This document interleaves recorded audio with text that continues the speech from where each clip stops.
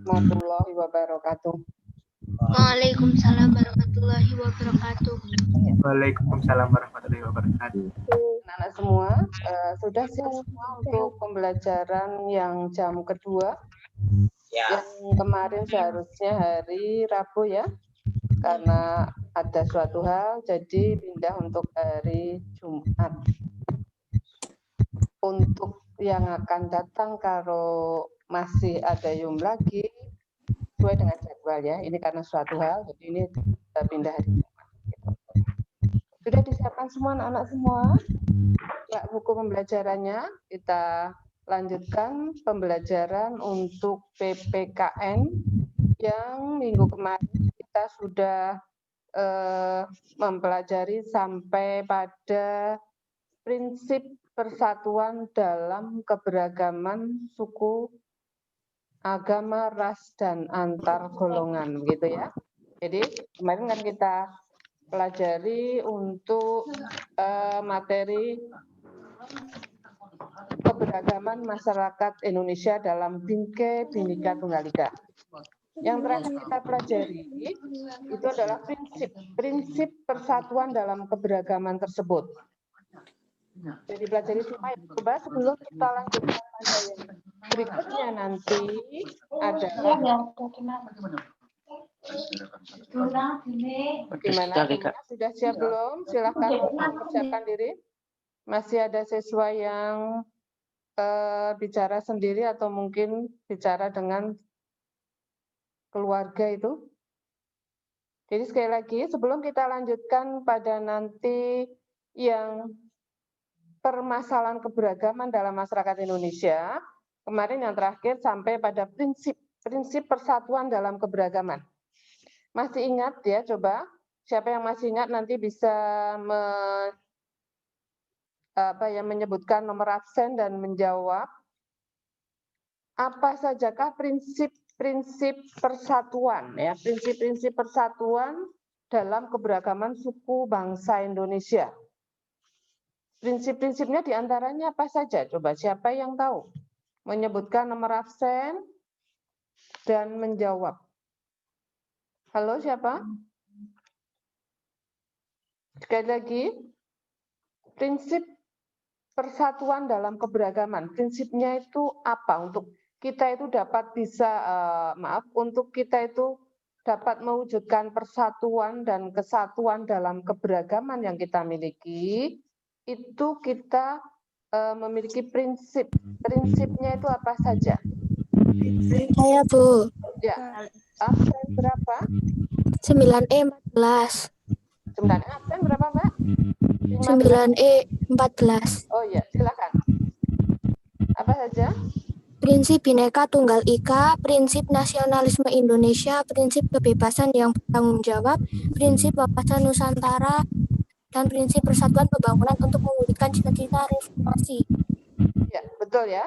Nah, yang dimaksud dengan prinsip Bhinneka Tunggal Ika itu apa maksudnya coba? Jadi prinsip pertama Bhinneka Tunggal. Prinsip Bhinneka Tunggal Ika itu apa maksudnya? 9 absen 21, Bu. Ya, absen 21. Silakan, apa Mbak? Prinsip ini mengharuskan kita mengakui bahwa bangsa Indonesia merupakan bangsa yang memiliki keanekaragaman suku, bahasa, agama, dan adat istiadat kebiasaan. Iya, betul ya. Jadi kita itu dengan prinsip Bhinneka Tunggal itu mengharuskan kita mengakui bahwa bangsa Indonesia itu merupakan bangsa memiliki keanekaragaman tadi, yaitu ada suku, bahasa, agama, dan adat kebiasaan. Lalu untuk prinsip nasionalisme itu apa maksudnya? Siapa yang menjawab? Ya? 9B absen 27. Ya, silakan. 9B27. Nasionalisme merupakan paham yang mencintai tanah air, adanya kesiapsiagaan dari warga negara untuk membela tanah airnya. Iya, betul. Jadi prinsip nasionalisme itu maksudnya bahwa nasionalisme itu kan merupakan paham yang mencintai tanah air. Jadi diwajibkan kesiapsiagaan dari warga negara itu untuk membela tanah airnya, gitu, betul. Prinsip kebebasan dan bertanggung jawab. Coba siapa yang mau menjawab? Halo, prinsip kebebasan yang bertanggung jawab. Maksudnya gimana? Prinsip itu. Halo? Saya, Bu. Ya, absen. Nama absen. 9C. 9C, absen 6 ya. Silakan. Kebebasan dan bertanggung jawab adalah salah satu prinsip demokrasi Pancasila. Maksudnya adalah seseorang bebas melakukan sesuatu hal tetapi itu dapat dipertanggungjawabkan tanpa merugikan orang lain. Iya, betul sekali. Jadi segala sesuatu yang dilakukan itu dapat dipertanggungjawabkan. Karena kita harus tanggung jawab terhadap sesama dan juga bertanggung jawab terhadap Tuhan Yang Maha Esa, sehingga tidak merugikan orang lain. Prinsip yang berikutnya adalah prinsip wawasan Nusantara. Siapa yang tahu? Saya, Bu. 9C absen 24. Ya, Mbak Petriana, silahkan. Wawasan Nusantara merupakan cara pandang bangsa Indonesia tentang diri dan lingkungannya yang merupakan satu kesatuan ideologi, politik, ekonomi, sosial budaya, dan pertahanan keamanan. Iya, betul. Ya.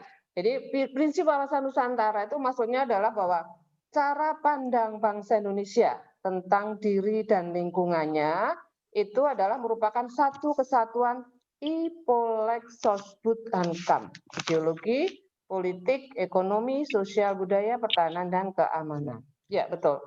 Prinsip yang berikutnya, yang kelima, prinsip persatuan pembangunan. Maksudnya gimana? Siapa yang tahu? Halo? Tadi ada beberapa prinsip, di antara prinsip Bhinneka Tunggal Ika, nasionalisme, kebebasan bertanggung jawab, wawasan Nusantara.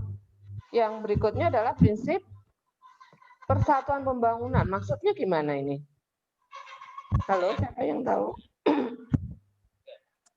Iya, 9 absen 23, silakan Nathan. Dengan semangat persatuan Indonesia, kita harus dapat mengisi kemerdekaan serta melanjutkan pembangunan menuju masyarakat yang adil dan makmur sebagai cita-cita bangsa di era reformasi. Iya, betul. Dengan semangat persatuan, ya, karena dengan bersatu kita teguh, bercerai kita runtuh, ya. Dengan semangat persatuan, maka kita harus dapat mengisi kemerdekaan dengan melanjutkan pembangunan. Yang kita tahu tujuan pembangunan adalah mewujudkan masyarakat yang adil dan makmur, baik material maupun spiritual berdasarkan Pancasila dan Undang-Undang Dasar 1945. Ya, betul. Nah, itu adalah untuk prinsip-prinsip persatuan dalam keberagaman. Nah, sekarang kita lanjutkan untuk berikutnya, itu adalah kita lanjutkan untuk permasalahan keberagaman dalam masyarakat Indonesia. Permasalahan keberagaman, di antaranya adalah bentuk keberagaman masyarakat Indonesia. Bentuk keberagaman masyarakat Indonesia. Di antaranya tadi adalah ada suku, adat istiadat, dan juga ada agama. Ya.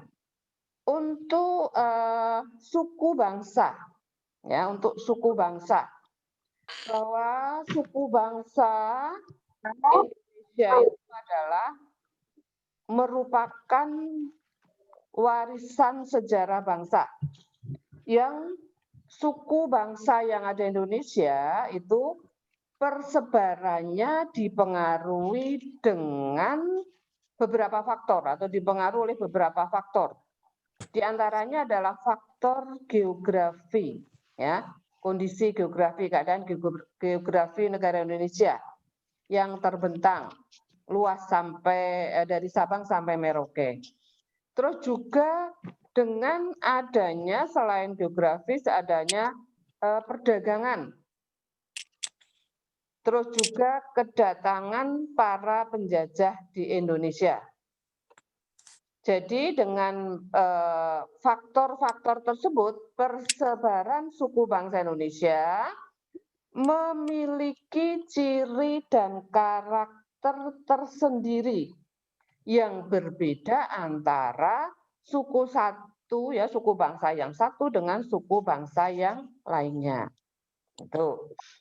Lalu berikutnya adalah adat istiadat. Adat istiadat adat itu apa? Adat itu merupakan peraturan perbuatan manusia yang dilakukan secara turun-menurun sejak zaman nenek moyang. Nah, kalau adat yang sudah melembaga itu disebut adat istiadat yang berupa kelakuan yang juga relatif turun-menurun sebagai warisan nenek moyang sehingga kuat integrasinya. Nah, kalau adat istiadat ini memiliki sanksi memiliki sanksi hukum, ya, memiliki sanksi dengan hukum adat. Itu. Nah, negara Indonesia menurut ahli hukum adat Indonesia yaitu Mr. Van Vollenhoven itu mengungkapkan tentang sistem lingkaran hukum adat yang mengklasifikasikan dari sekian ratus adat, ya, berapa adat menjadi 19 lingkaran hukum adat. Di antaranya di situ bisa kamu lihat dari adat atau suku bangsa, ada Aceh, ada Gayo, ya, ada juga misalnya ada Gorontalo, ada suku Ambon, Irian, dan kita misalnya di Jawa itu ada suku Jawa, ada suku di Yogyakarta, Jawa Barat, dan sebagainya. Itu. Nah, ada beberapa daerah di wilayah Indonesia yang memiliki sistem kekerabatan yang masih kuat, yang dianut oleh masyarakat di Indonesia. Ganti Mas. Oh,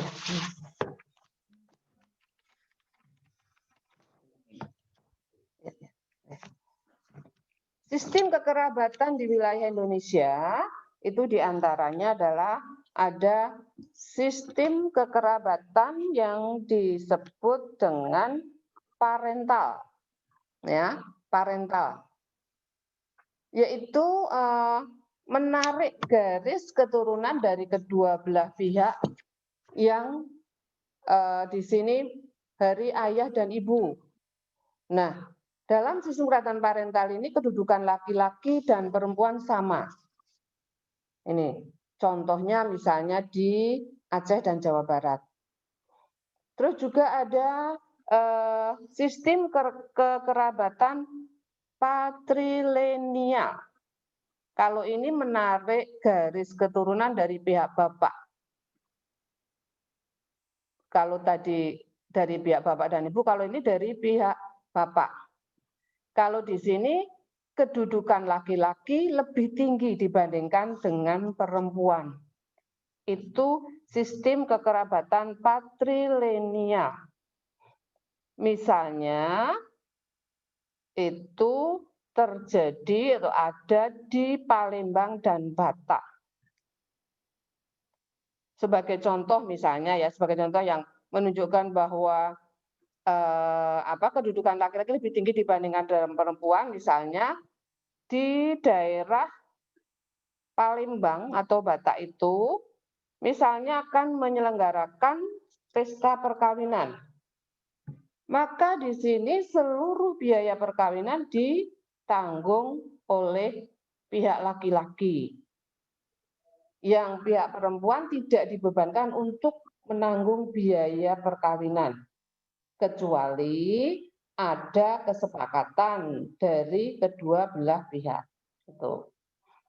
Terus juga ada sistem matrilineal. Kalau ini kebalikannya. Kebalikan dari patrilineal.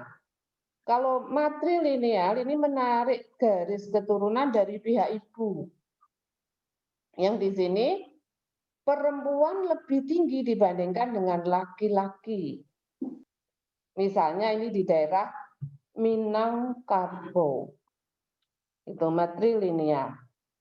Nah, sama juga tadi contohnya misalnya akan menyelenggarakan perkawinan, maka biaya perkawinan ditanggung oleh pihak perempuan. Pihak laki-laki tidak dibebani apa-apa, kecuali juga kalau ada kesepakatan kedua belah pihak. Itu diantaranya contoh sistem kekerabatan di Indonesia yang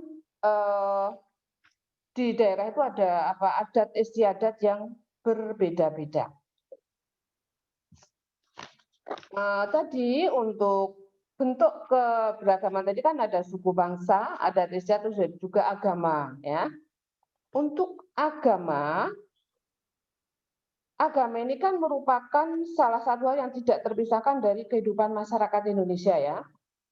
Jadi selain keanekaragaman suku bangsa, letak geografis dan latar belakang sejarah yang merupakan faktor penyebab terjadi keberagaman tersebut, negara Indonesia juga memiliki keberagaman dan pemerintah menetapkan bahwa agama, melindungi agama yang ada di Indonesia itu tidak hanya ada satu agama, kita memiliki 5 agama, yaitu diantaranya agama Islam, Kristen, Katolik, Hindu, Buddha, dan Konghucu. Itu adalah sebagai agama resmi di negara Indonesia. Itu. Ini Mas ya. Ya. Anak-anak semua, untuk pengaruh keberagaman masyarakat Indonesia. Pengaruh keberagaman. Jadi kalau tadi bentuk keberagamannya, itu tadi kita memiliki keberagaman, ada suku bangsa, adat istiadat, juga agama. Nah sekarang pengaruh keberagaman masyarakat Indonesia. Yang kita tahu semua bahwa dengan keberagaman yang kita miliki itu akan dapat menjadi pemicu terjadinya perselisihan dalam masyarakat. Apabila kita tidak menyadari kita tidak menyadari bahwa dengan keberagaman itu kita anggap saja sebagai kekayaan bangsa Indonesia. Kita kayakan budaya, kita kayakan adat istiadat. Tanpa disadari, tanpa adanya kesadaran itu, maka akan bisa memicu, ya mudah memicu terjadinya perselisihan dalam masyarakat. Dan juga kita tahu dalam kehidupan masyarakat, keberagaman ini belum sepenuhnya menjadi sebuah kekuatan, tetapi tadi yaitu memicu terjadinya perselisihan. Nah, ada beberapa dampak yang terjadi dalam masyarakat, diantaranya dampak positif yang ditimbulkan dari keberagaman masyarakat Indonesia, itu diantaranya terciptanya integritas nasional. Terus bisa menjadi sarana untuk memajukan pergaulan antar suku, agama, budaya, dan antar golongan. Nah, juga yang bagus ini juga dampak positifnya memperkaya khasanah budaya bangsa Indonesia. Di samping ada dampak negatif yang ditimbulkan, dampak positif tadi yang ditimbulkan dari keberagaman itu juga ada dampak negatif. Dampak negatifnya apa? Dampak negatifnya itu diantaranya terjadinya konflik dalam masyarakat. Ya, terjadi konflik dengan perbedaan-perbedaan itu akan mudah sekali. Dengan tidak adanya kesadaran pentingnya persatuan itu akan menjadikan mudah konflik dalam masyarakat. Terus juga munculnya sikap primodalisme. Sikap primodalisme itu yang seperti apa? Sikap primodalisme itu adalah pandangan yang berpegang teguh pada hal-hal yang dibawa sejak kecil, baik itu mengenai tradisi, adat istiadat, maupun agama atau kepercayaan yang ada di lingkungan pertamanya, di awalnya itu. Muncul sikap primodalisme dari kata modal itu berarti awal ya. Jadi yang mereka itu berpegang teguh, berpanah teguh pada hal-hal yang dibawa sejak awal, sejak kecil, sejak awalnya pertama itu mengenai ya ada tradisi, ada dan sebagainya. Itu. Terus yang berikutnya juga munculnya sikap etnosentrisme. Etnosentrisme. Sikap etnosentrisme itu apa? Yaitu pandangan bahwa sudut etnosentrisme, sentris itu kan sentral ya, sentral. Jadi di sini menganggap bahwa suku bangsanya sendiri itu lebih unggul dibandingkan dengan sukunya yang lain. Jadi mengunggulkan sukunya sendiri, mengunggulkan daerahnya sendiri. Itu dampak negatifnya. Terus juga ada munculnya fanatisme yang berlebihan. Fanatisme yang berlebihan. Fanatis, sikap fanatis itu adalah paham yang berpegang teguh secara berlebihan terhadap keyakinan sendiri sehingga menganggap salah keyakinan orang lain. Itu yang tidak baiknya di sini adalah fanatisme, jadi berlebihan, ya. Itu diantaranya dengan keberagaman itu, keberagaman yang berada di Indonesia itu dapat memicu terjadinya perselisihan. Sehingga dalam bermasyarakat berpengaruh ada dampak positif dan juga dampak negatif.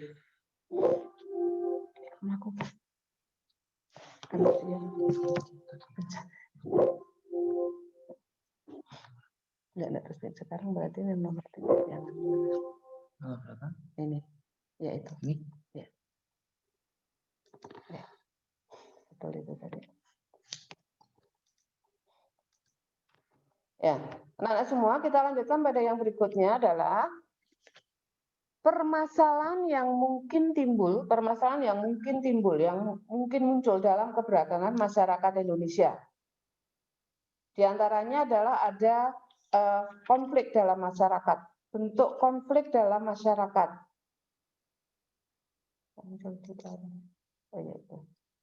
Nah, bentuk konflik dalam masyarakat dapat dikelompokkan berdasarkan pertama tingkatannya. Itu terjadi konflik ideologi dan juga konflik politik. Ya, terjadi konflik ideologi dan juga konflik politik. Konflik ideologi itu terjadi karena perbedaan ideologi. Ya, terjadi karena perbedaan ideologi dalam masyarakat. Contohnya apa misalnya?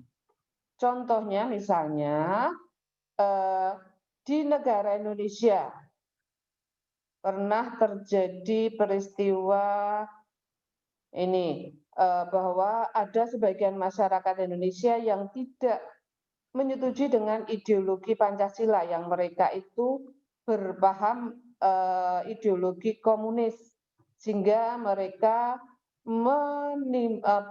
memberontak, yaitu pemberontakannya yaitu yang dilakukan oleh PKI. Misalnya pada waktu dulu dalam sejarah terjadi ada peristiwa G30S PKI. Nah, itu karena apa? Menolak adanya ideologi, tidak setuju adanya ideologi Pancasila. Itu adalah konflik ideologi. Nah, kalau konflik politik ini merupakan pertentangan yang disebabkan perbedaan kepentingan dalam memperoleh kekuasaan atau merumuskan kebijakan pemerintah. Contohnya apa? Contohnya misalnya dengan adanya pemilihan umum, akibat dari proses pemilu, terus juga ada bentrokan menolak kebijakan pemerintah. Itu adalah apa? Konflik menurut tingkatannya tadi ada konflik individu dan konflik politik. Juga ada konflik menurut jenisnya, dikelompokkan jenisnya. Itu ada konflik antar suku, konflik antar agama, konflik antar ras, dan antar agama. Kalau di sini konflik antar suku, ya, konflik antar suku itu adalah ya pertentangan antar suku, antara suku yang satu dengan suku yang lain itu kan berbeda adat istiadat, berbeda budaya, berbeda tadi sistem kekerabatan dan juga norma sosial. Nah, itu akan dengan perbedaan itu lalu menimbulkan masalah sehingga akan menimbulkan konflik dalam masyarakat gitu. Lalu juga ada konflik antar agama. Jelas di sini konflik antar agama itu adalah ya kelompok yang memiliki agama dan keyakinan yang berbeda. Karena tadi di negara Indonesia itu tidak hanya ada satu agama. Nah, konflik ini dapat terjadi apabila di antara masyarakat Indonesia itu kurang menyadari tadi, atau mungkin tadi memiliki sikap jadi fanatis yang sempit, fanatis yang berlebihan, sehingga akan menimbulkan konflik antar agama. Yang berikutnya adalah konflik antar ras. Konflik antar ras. Bahwa terjadi pertentangan antara yang satu dengan yang lain. Ini disebabkan karena apa? Disebabkan karena ada rasa rasialis, yaitu memperlakukan orang berbeda berdasarkan rasnya. Itu sehingga akan menimbulkan konflik antar ras dengan kita merasa dibeda-bedakan. Yang berikutnya adalah konflik antar golongan. Ya, konflik antar golongan. Konflik antar golongan ini adalah pertentangan antara kelompok atau golongan dalam masyarakat yang dapat dibedakan. Ada golongan misalnya berbeda pekerjaan, partai politik dan sebagainya. Nah, itu adalah jenis konflik, ya, konflik dikelompokkan berdasarkan jenisnya. Jadi ada konflik antar suku, antar agama, antar ras, dan antar agama. Itu. Selain itu juga sebetulnya dalam masyarakat bisa terjadi konflik individu dengan kelompok. Yang diawali itu yang nanti akan bisa berkembang menjadi konflik antar suku, antar agama, antar ras, dan antar golongan tersebut. Terus berikutnya,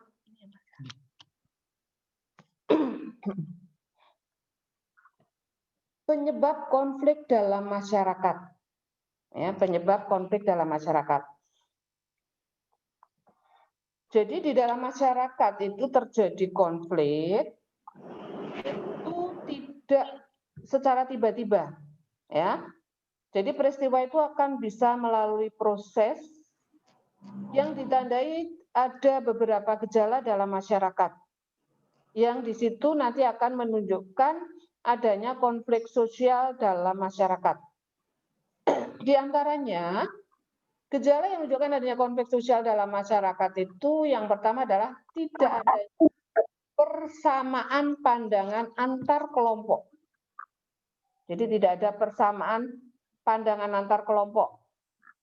Persamaan pandangan misalnya apa? Misalnya ada perbedaan tujuan, terus juga cara memperlakukan atau cara melakukan sesuatu. Ya, ini antara orang satu dan yang lain atau kelompok satu dan yang lain kan tidak sama, maka bisa terjadi konflik. Jadi tidak ada persamaan pandangan. Lalu yang kedua, norma sosial tidak berfungsi dengan baik. kamu tahu bahwa di dalam kehidupan dimanapun dalam kehidupan masyarakat, mulai dari masyarakat yang terkecil sampai masyarakat yang terbesar itu adalah ada norma ya. Norma itu kan aturan. Nah di sini aturan itu kan untuk mencapai kehidupan yang selaras, serasi, seimbang. Terus fungsinya untuk membatasi tingkah laku manusia dengan adanya aturan itu. Nah itu akan menunjukkan akan menimbulkan konflik itu karena tadi bahwa norma sosial tidak berfungsi dengan baik. Itu. Lalu yang ketiga, adanya pertentangan norma-norma dalam masyarakat. Dalam kehidupan masyarakat ada pertentangan norma-norma dalam masyarakat. Ya, dengan adanya pertentangan itu sehingga akan menimbulkan apa istilahnya kebingungan masyarakat gitu. Lalu yang berikutnya, sanksi terhadap pelanggar atas norma tidak tegas atau lemah. Jadi pemerintah dalam memberikan sanksi kurang tegas, tidak tegas atau lemah, atau mungkin masih ada apa istilahnya perlakuan yang berbeda. Itu maka akan menunjukkan apa nanti adanya konflik dalam masyarakat. Yang berikutnya, tindakan anggota masyarakat sudah tidak lagi sesuai dengan norma yang berlaku. Jadi masyarakat cenderung menurut kehendaknya sendiri, tidak memperhatikan norma yang berlaku dalam masyarakat. Yang berikutnya, terjadi proses disosiatif. Itu di situ proses disosiatif itu adalah proses yang mengarah pada persaingan tidak sehat, tindakan kontroversial, dan pertentangan atau konflik. Itu adalah proses disosiatif. Itu.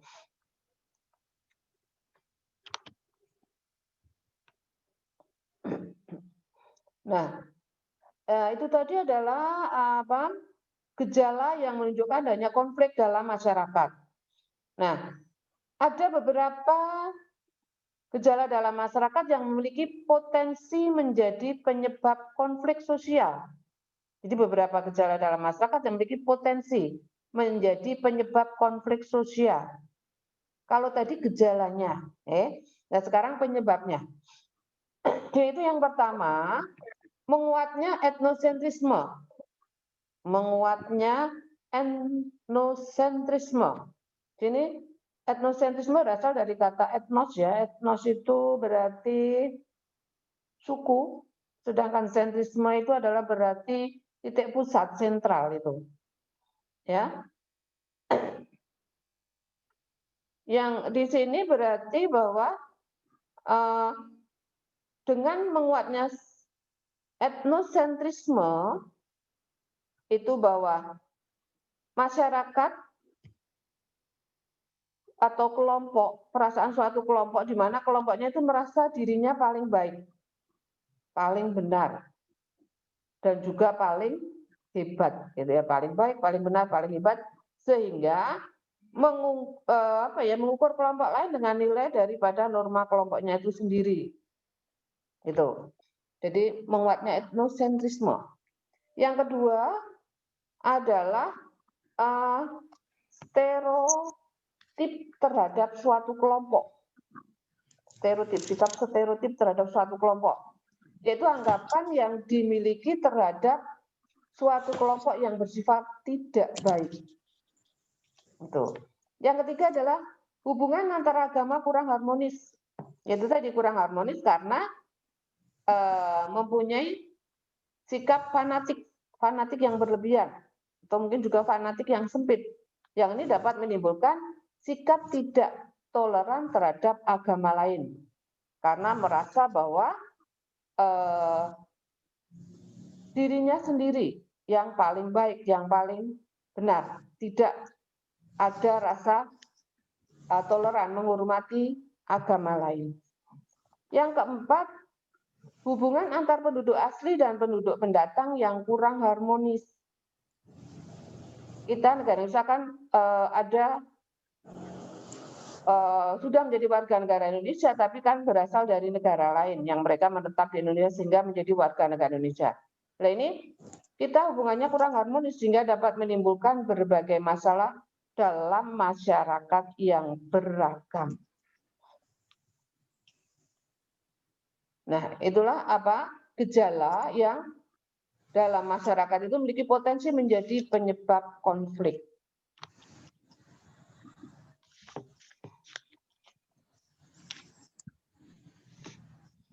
Nah, akibat yang ditimbulkan terjadinya konflik.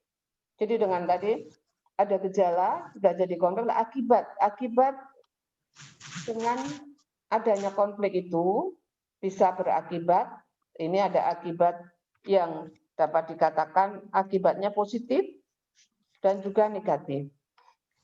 Akibat positif dari konflik itu bertambah kuatnya rasa solidaritas kelompok.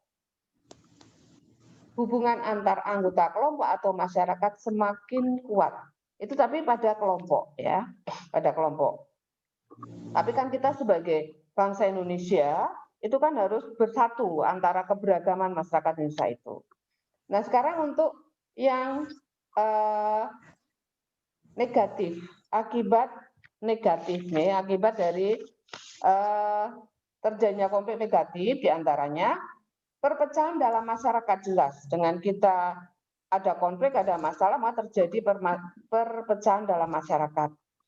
Perpecahan bisa terjadi karena contohnya itu dengan adanya keberagaman itu kita merasa baik atau mungkin merasa tidak senang, jadi terjadi saling membenci. Dengan membenci tidak senang kita tidak mau bertegur sapa.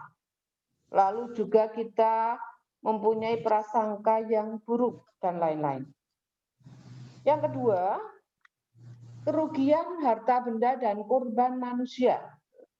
Kerugian harta benda. Contohnya, misalnya dengan kita tidak puas, tidak senang dan sebagainya, biasanya terus ada kelompok yang mereka itu mengadakan pengerusakan. Sehingga terjadi kerusakan fasilitas umum. Kalau enggak misalnya juga antar individu, itu bisa merusak rumah pribadi dan lain-lain. Itu. Yang ketiga, kehancuran nilai-nilai dan norma sosial yang ada. Kehancuran nilai-nilai dan norma sosial yang ada. Dalam kehidupan bermasyarakat kan ada norma ya. Nah itu. Contohnya apa? Misalnya ada dalam masyarakat ada kemanusiaan itu ya, sila kemanusiaan, jadi kerusakan nilai kasih sayang. Terus kekeluargaan nggak ada karena tadi saling benci dan sebagainya. Dengan tidak ada rasa kekeluargaan malah adanya rasa saling dendam, saling curiga, tidak percaya dan lain-lain. Itu. Terus yang berikutnya itu adalah terjadi perubahan kepribadian. Jadi seseorang itu akan berubah kepribadiannya.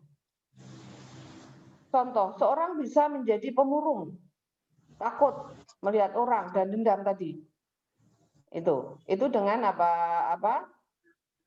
akibat dari terjadinya konflik. Itu adalah akibat yang tidak baik atau akibat yang kurang baik atau akibat negatif. Maka sebaiknya kita berusaha dalam kehidupan bermasyarakat, berusaha mencegah terjadinya konflik dalam masyarakat. Karena apa? Dalam kehidupan masyarakat yang damai tanpa konflik itu merupakan dambaan setiap orang, dambaan setiap warga masyarakat, dambaan setiap bangsa dan negara. Maka kita setiap warga negara itu berkewajiban memelihara keberagaman dalam masyarakat tanpa menimbulkan masalah atau tanpa menimbulkan konflik. Nah, maka kita berusaha bagaimana usaha yang dapat kita lakukan untuk mencegah konflik yang di sini bersifat sara. Jadi upaya pencegahan konflik yang bersifat sara itu dapat dilakukan dengan berbagai cara. Di antaranya adalah yang pertama adalah cara preventif. Cara preventif. Apa itu artinya cara preventif? Itu adalah upaya yang dilakukan untuk mencegah terjadinya masalah atau sebelum masalah terjadi. Jadi sudah terjadi atau juga sebelum masalah terjadi. Nah, hal tersebut dapat dilakukan dengan bagaimana? Yaitu dengan mengembangkan sikap toleransi, mengembangkan sikap bekerja sama. Terus juga kita dengan penuh kesadaran mau berlatih bersama dan sebagainya. Maka itu akan berusaha dapat dikatakan sebagai upaya kita itu supaya dalam masyarakat tidak terjadi konflik. Itu cara preventif. Lalu yang berikutnya adalah cara represif. Cara represif yang bagaimana adalah upaya mengatasi masalah pada saat atau setelah terjadi masalah. Contohnya apa? Misalnya seperti penangkapan, pembubaran paksa dan sebagainya. Itu. Jadi tidak ada pembiaran ya itu untuk mencegah konflik. Karena dengan pembiaran dan sebagainya mungkin masyarakat belajar dari situ terus mereka tetap berusaha memunculkan masalah sehingga menimbulkan konflik. Yang berikutnya adalah cara kuratif. Cara kuratif itu merupakan upaya tindak lanjut atau penanggulangan akibat masalah yang terjadi. Tujuannya apa? Cara ini bertujuan untuk mengatasi dampak dari masalah yang terjadi. Misalnya, dengan adanya pendampingan bagi korban kerusuhan, lalu mendamaikan, lalu juga bekerja sama misalnya, ya, dikembangkan sikap kerjasama. Itu adalah contoh cara kuratif, itu contoh cara kuratif. Nah, itu diantaranya anak bahwa dengan keberagaman yang terjadi di dalam negara Indonesia, kita berusaha untuk menghargai atau kita mengakui dengan keberagaman itu, kita anggap sebagai kekayaan kita, dan berusaha dengan keberagaman itu tidak kita menimbulkan rasa untuk saling mengolok-olok atau mungkin saling tidak menghormati, sehingga sikap-sikap dapat memicu perselisihan. Nah, upaya-upaya tersebut diantaranya itu dapat kita lakukan dengan tadi kita harus mengembangkan sikap saling menghargai dan menghormati dalam berbagai keragaman di masyarakat. Sampai jam berapa? 45, 2 menit. 2 menit. Oh ya. Nah, itu anak-anak semua. Jadi dalam kehidupan bermasyarakat, berbangsa dan bernegara Indonesia, kita berusaha untuk membina persatuan dan kesatuan, ya, membina persatuan dan kesatuan dengan keberagaman yang kita miliki, yaitu dengan semboyan Bhinneka Tunggal Ika. Jadi keberagaman masyarakat Indonesia itu kita bingkai dalam Bhinneka Tunggal Ika, yang itu semboyan bangsa Indonesia, yaitu meskipun berbeda-beda tetapi tetap satu jua. Ya, itu anak-anak yang harus kamu pelajari. Yang ini sekaligus untuk mengakhiri untuk bab 3 yang sudah kita pelajari, sehingga dengan berakhirnya materi ini kamu siapkan untuk minggu depan ulangan, ya. Untuk minggu depan disiapkan ulangan bab 3 ini. Ya, bab 3 ini disiapkan untuk ulangan. Nah, nanti juga akan Ibu berikan untuk persiapan ulangan sehingga kamu mempelajari lagi, nanti akan Ibu berikan tugas lewat WA. Gitu ya. Nah, dipelajari baik-baik di rumah. Ibu akhiri, kurang lebihnya mohon maaf. Ibu akhiri. Assalamualaikum warahmatullahi wabarakatuh. Waalaikumsalam warahmatullahi wabarakatuh.